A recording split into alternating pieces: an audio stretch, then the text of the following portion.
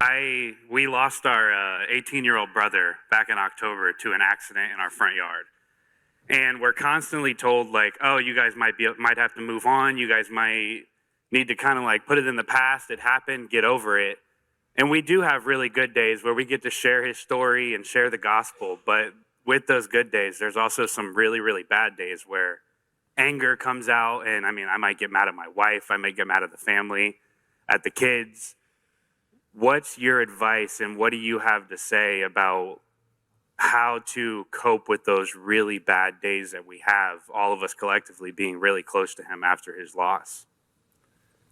All right, I'm really sorry for your loss, brother. It stinks. And that's one of the reasons I'm so glad that in 1 Corinthians 15, Paul writes, death is the last enemy. I am sick and tired of hearing people say, oh, death is just part of nature, so just accept it. No, I don't accept death. That's why we fund hospitals. That's why we do medicine, because we are against death and we're for life. And that's what Jesus said. I've come that you might have life and have it to the full. Second point. All right, wife and brother and family, you've heard the man say, I'm hurting. And at times I'm okay, but at other times I get really angry. Okay, he's been honest, right? He's been honest with all of us. He's been vulnerable. So now we got to be patient with each other, right? We got to love each other through the hard times, and it's a hard time you're passing through. The most difficult day of my life was when my 7-year-old niece was knocked into an early grave in a horrible car accident, and I had to go out to Madison, Wisconsin, where my brother, who's a transplant surgeon at UW-Madison, was transplanting kidneys and livers, and I had to walk with him around a field behind his home in Madison, Wisconsin. And he's pouring out his heart to me about the death of his 7-year-old daughter. And if anybody thinks they got an easy answer for that question, they're nuts.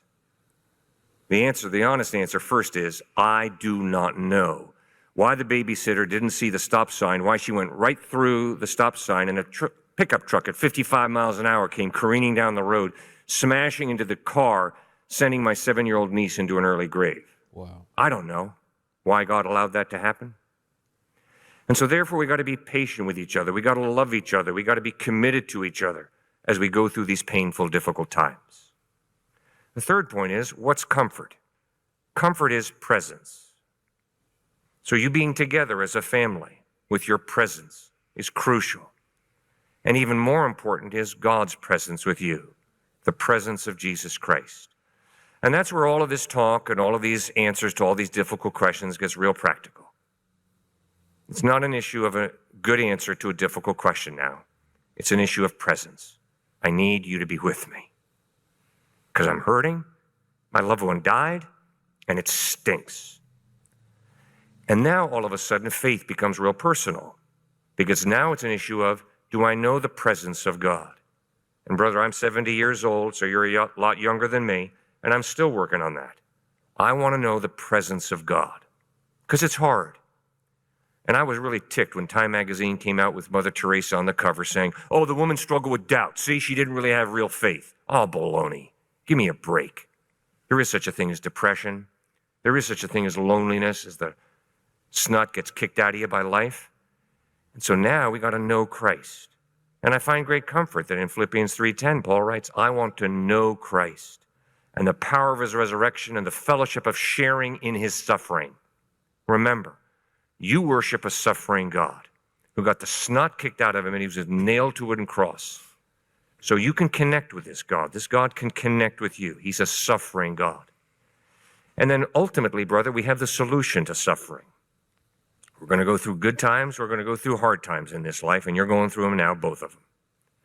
And yet we have the ultimate solution for suffering and death.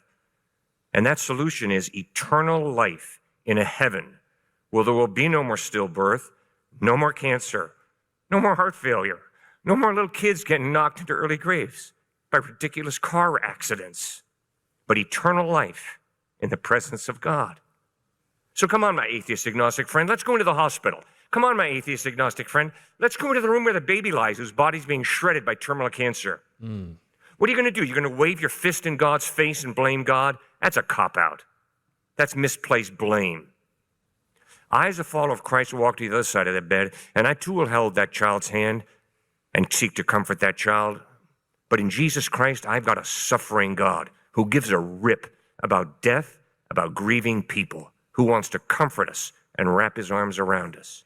That, my friend, is the solution to the very real problem of suffering and death. Jesus Christ.